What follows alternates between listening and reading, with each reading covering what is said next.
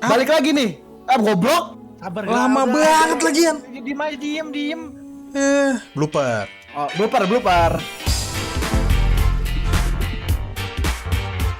What's poppin' pooper? Balik lagi nih bareng kita, The Virtual Pops. Kita kali ini bakal bawain Thought Frenzy, Realizing Thought from Your Frenzied Mind, dimana kita bakal ngasih opini liar kita mengenai dunia game atau pop culture.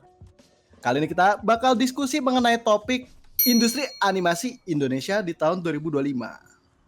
Nah, industri animasi Indonesia di tahun 2025 lagi rame banget nih dibicarain dari sisi prestasi. Makin banyak studio yang berani bikin karya lebar. Bahkan ada yang masuk festival internasional. Sampai ada juga drama dan kontroversi juga ikut mewarnai, mulai dari dana miliaran, keterlibatan pemerintah, sampai isu penonton yang kurang dukung karya lokal. Langsung aja kita bahas topik kita hari ini. Animasi Indonesia apa saja yang menurut kalian paling famous dan paling infamous? Sebelum mulai pertanyaan yang lebih dalam, kita coba dulu mengenal animasi apa saja yang udah ada dan bakal rilis di Indonesia. Tentunya listnya adalah Jumbo, Panji Tengkorak, Warkop DKI Cartoon, bahkan ada juga yang rilis di awal-awal tahun ini yaitu Volcano Isle oleh MNC Pictures. Dan jangan lupa juga dengan teaser first look yang ditayangkan di CGV 2026 yaitu animasi Garuda di Dadaku. Dari list ini atau yang lain, animasi Indonesia apa aja nih yang meninggalkan kesan di dalam diri kalian? Kalau Pedal Pop Magic itu termasuk nggak, Bang? Enggak, bukan Indo Indonesia tuh. Singapura bukan? Damn. Singapura ya? Bukan Indo. Bukan. VO-nya Indo. Iya. Yang famous dulu nih. Gue yang underrated yang gue tahu tuh, lupa gue. Meraih Meraih Mimpi. Itu menurut gue sangat underrated. Gue. Itu gue respect. Tapi itu iya, film tahun udah lama ya, Sas itu tahun lama, berapa sih? 2009, 2010. Ya, 2009 itu the OG lah. Ya, itu yang ngebuka dia saingannya sama Upin Ipin and the Gang dulu itu yang filmnya Upin Ipin pertama tuh keluarnya bareng. Iya. Itu menurut gue yang paling underrated. Menurut Rama apa? Menurut gua tuh bingung ya yang dimaksud film Indonesia apa ya. Cuman yang kerasa ya waktu itu yang ada impact-nya Nusa nggak sih? Dapat tuh dulu. Ya, Gua bisa. Nusa, iya. Apa Bibi diam aja. Battle of Surabaya bar. Waduh gila, itu infamous Wib. Itu famous dia. Dibuat oleh orang mahasiswa ya kayaknya itu ya. Ya, Surabaya itu karya bergabungan SMK. lah. Ya, tapi kalau kampus-kampus multimedia yang beneran ada in-house production, kebanyakan emang banyak yang nge-utilize itu sih untuk produksi. Bukan cuma itu doang ya, masih banyak hal lah untuk berkaryanya. Itu keren juga sih. Jadi mahasiswanya dapat pengalaman langsung gitu. Tapi itu famous apa infamous Wib menurut Lau? Kan dia udah menang banyak penghargaan, udah di kalau nggak salah tuh penulisnya bahkan udah ditawarin sama Zack Snyder deh buat. Nggak usah cuy, nggak usah ya. Itu nggak ada yang tahu ya. Jangan. Ya kalau Battle of Surabaya sih menurut gue ya kalau animasi gue nggak akan komen banyak. Cuman ceritanya, aduh cuy berantakan, sorry ya.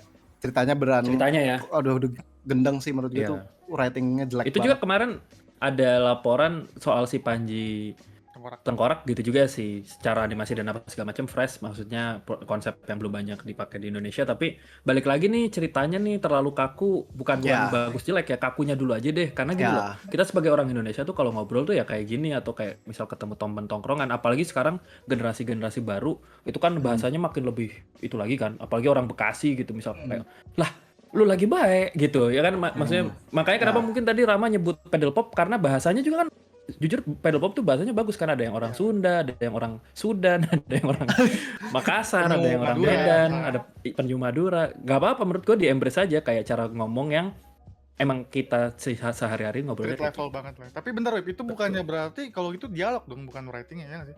Oh ya, dialog dan ya storytelling in general, karena itu dia true tuh, kan tadinya komik kan si Panji Tengkorak itu. Jadi berarti dia kayak true banget. Yang famous menurut lo dan infamous menurut lo apa Wib? Yang famous pasti Jumbo lah ya. Jumbo. Infamous? Jumbo itu. Menurut gua Battle of Surabaya itu agak nggak terlalu terkenal, I guess menurut gua ya. Karena tahunya juga pas lagi seminar aja gitu. Ya. Sasi apa? Kan tadi udah. Nggak infamous sih. Lu famousnya tadi. Infamous Bajas vs Sondel sih kata gue. Itu jelek. Nanti kita senggol. Enggak. Nanti kita senggol. Nama? Menurut gua Infamous si Juki kata gua. Oh, kenapa tuh? Kayaknya Kan nggak semua orang bisa nerima dikit kecuali fansnya mungkin ya. Ya, oh ya. Ya, ini gue mau nambahin ya. Kalau yang famous menurut gue ya, karena gue udah ketemu CEO-nya langsung waktu itu, gue udah sering cerita pada juga sama di stream juga. CEO-nya ketemu di CF yang namanya Pluppy Animation, dia buat animasi iklan BNI, bentukannya anime banget, bentukannya kayak Nichijou. Itu menurut gue keren banget, dan gue udah ngobrol langsung sama orangnya. Dia itu punya banyak riset lah lewat dari forum terus dan ketemu sama studio-studio Jepangnya, dan itu keren banget. Menurut gue itu udah maju banget. Ini mungkin arguably paling maju di Indonesia tentang 2D animasi ya. Mungkin ada juga studio yang di Bali itu ya, Studio Ubud. Ya itu keren juga. Mereka bikin studio animasi anime. Cuman itu kan kalau bicara studio, ini bicara animasi ya, tadi iklan BNI. Kalau Infamous ya ini kita akan bahas di video ini. Video apa nih? Di video ini ya. Seberapa besar peran pemerintah dalam mendukung animasi Indonesia? Pemerintah dalam hal ini Kementerian Ekonomi Kreatif dan jajaran Kabinet Merah Putih telah menunjukkan dukungan lewat acara Nobar Film Jumbo.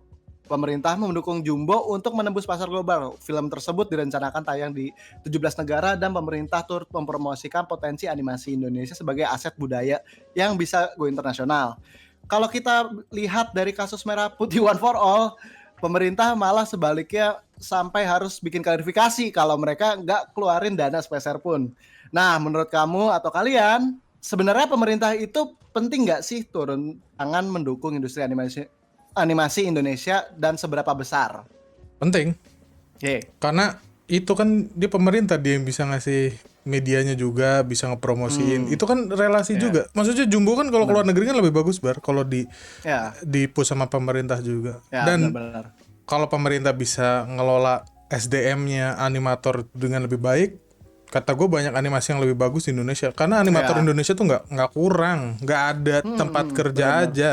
Banyak animator Indonesia tuh nggak ada tempat kerjanya. Kalau itu bisa diutilize, kata gue Malaysia itu kita bisa lewatin beberapa tahun lah. Kayak benar-benar.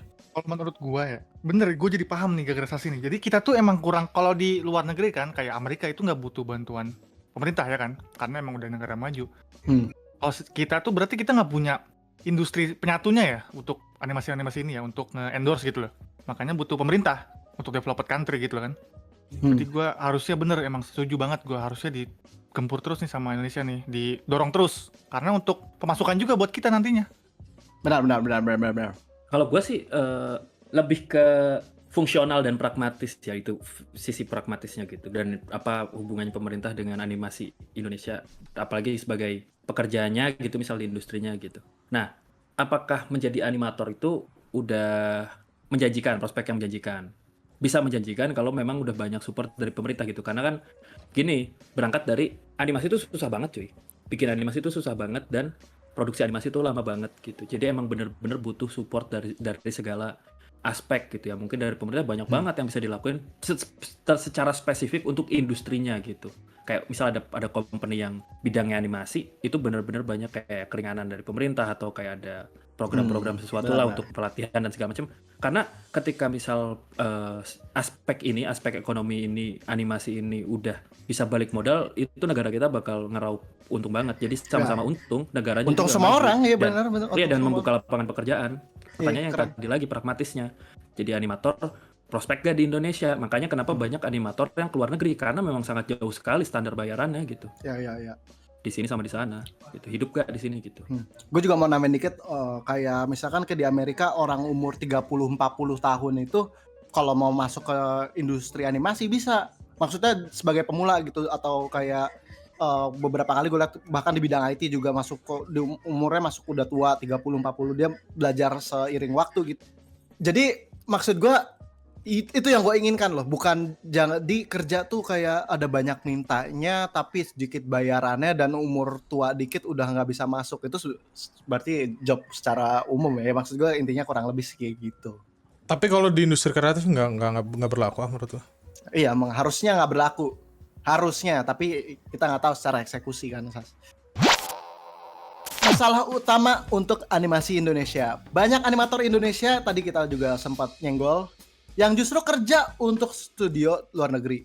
Sementara animasi lokal sering kesulitan dapat dukungan penonton di dalam negeri. menurut kalian masalah utama industri animasi Indonesia kita itu di talenta, pendanaan, atau justru karena penonton lokal yang belum percaya sama karya buatan sendiri? Menurut kalian apa sih guys? Menurut gue itu running in circle, semuanya muter aja sih itu. Muter ya? Iya, padahal ya kan kita kan ngerti animasi kan, karena kita emang belajar di situ waktu itu. Sebenarnya talent kan banyak yang interest banyak. Cuman menurut gue kepelatihannya kurang, ya kan? Benar. Nah, udah kepelatihan kurang, pekerjaannya juga nggak banyak. Tapi kan gue juga ngerti nggak banyak karena orang nyari industri ready. Tapi kan gue yakin banyak yang lulus itu nggak langsung industri ready gitu loh.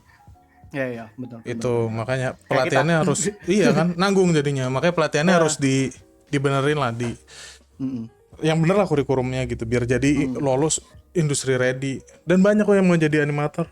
Tapi ya gitu, dan animasi itu juga menurut gue lama ya, pekerjaan tuh bisa 2 tahun, 3 tahun, 4 tahun, 5 tahun. Jadi itu passionnya bisa nggak perusahaan di sini. Dan apakah ada orang gila yang mau ngedanain itu selama 5 tahun dia belum untung, dan masih bisa lah rilis belum tentu laku. Ya, belum tentu untung. Jumbo itu gambling terbesar karena dia 5 tahun bikin dan untungnya laku 10 juta penonton. Waktu itu tuh di hari pertama dia cuma 5.000 loh nonton, tuh nggak terlalu banyak. Iya. Bisa gitu sih. Makanya untungnya dia laku 5 tahun. Gila. Iya. Makanya itu yang banyak nggak diketahuin sama orang umum tuh, bikinnya tuh lama banget. Iya. Dia tuh beda sama, ya sebenarnya kayak bikin film aja gak sih? Kayak bikin film kan juga lu lama dan investasinya belum tentu nyampe.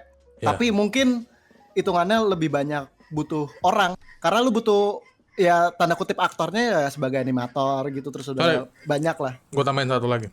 Kalau misalnya Jumbo itu kan kemarin gue ngeliat pakai Blender ya. Kalau di luar negeri itu kan dia udah pakai Houdini atau dia pakai Toon Boom. Houdini maksudnya Silver 3D buat simulation ya.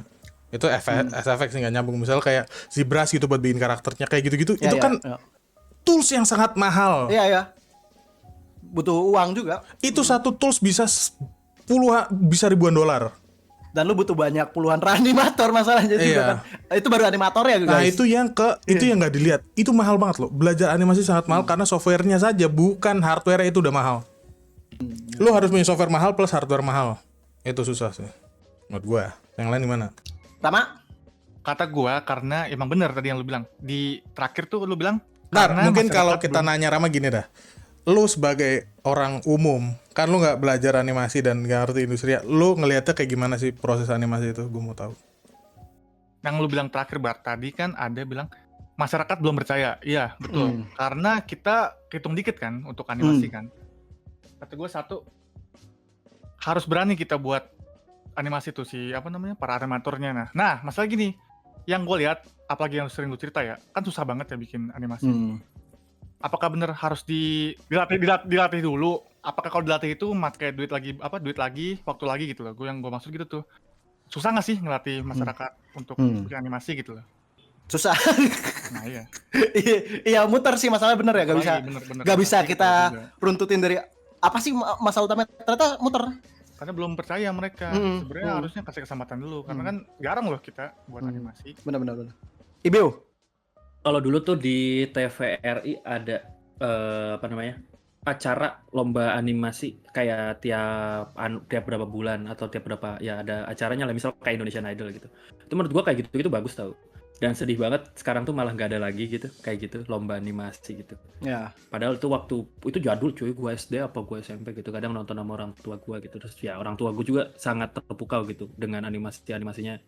Kayak terus makin kesini ya, padahal teknologinya makin maju, tapi ya entah kenapa sebenarnya orangnya jago ada, tapi ya balik lagi keluar juga gitu. Karena emang nggak di sininya belum itulah ya industrinya ya, emang harus sama-sama itulah. Ya mungkin kalau ada kayak kemarin Panji Tengkorak, kita bisa sama-sama bantu ramein ya. Tadi juga Sasi udah sebut kayak si Jumbo pertama cuman tayang 5.000 tiket, cuman aku 5.000 tiket, nah itu kayak gitu-gitu ya. Dari kita lah mungkin itu salah satu bentuk perjuangan kita juga memajukan industri animasinya gitu, karena uangnya gede cuy kalau misalnya emang udah bisa kemana-mana gitu kan. Terakhir nih, kesempatan dalam kesempitan. Kontroversi One for All bikin animasi Indonesia tiba-tiba jadi bahan obrolan nasional, padahal sebelumnya sepi.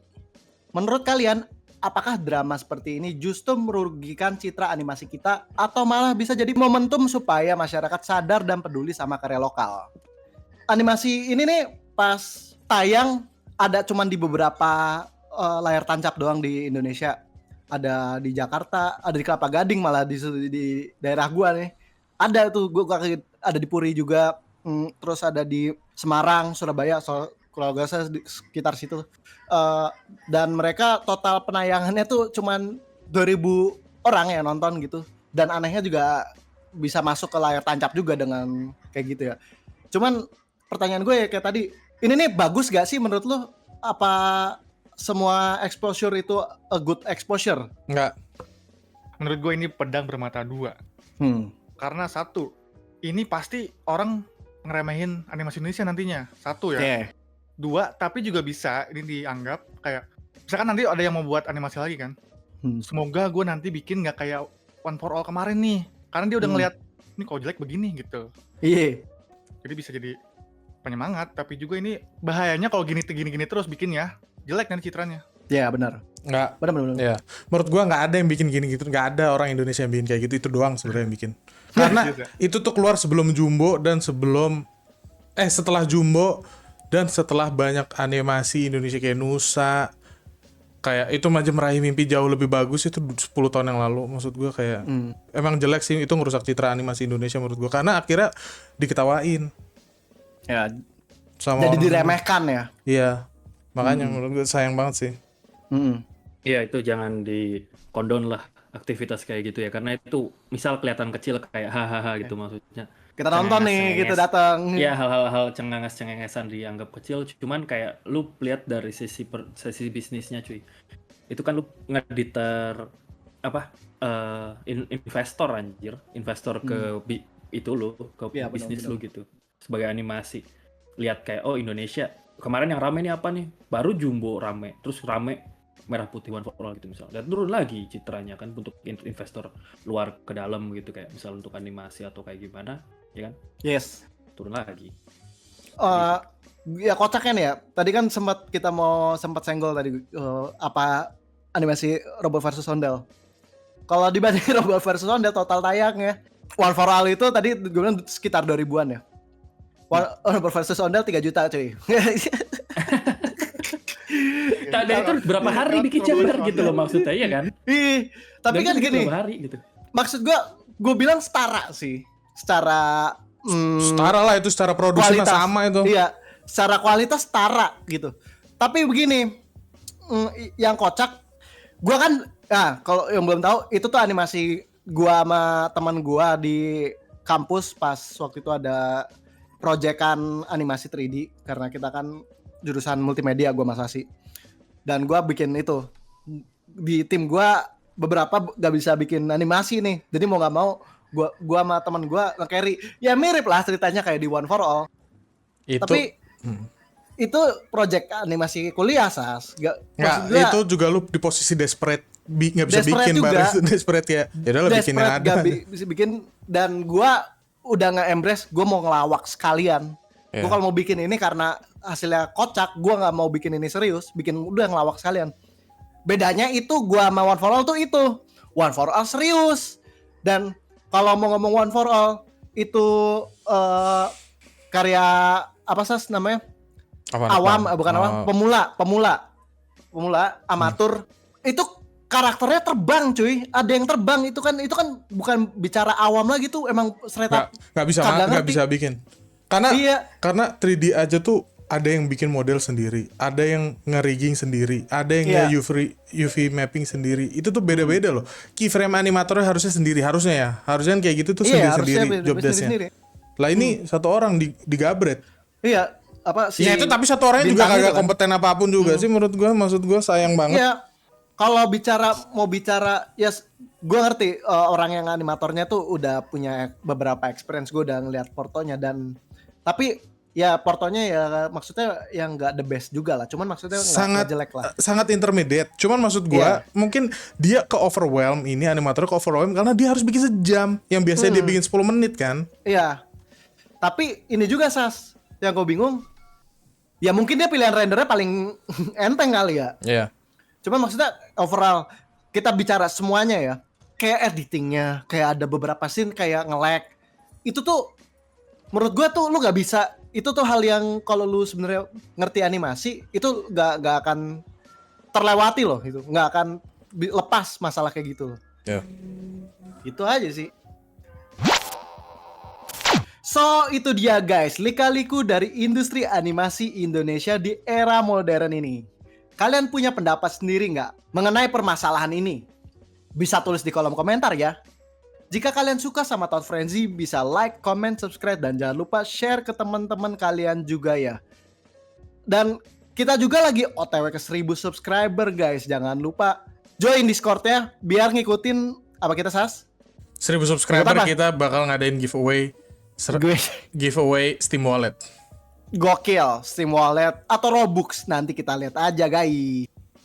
Ya, itu aja untuk hari ini. See you on the next video. Virtua Pops, One Out. for all. one for out.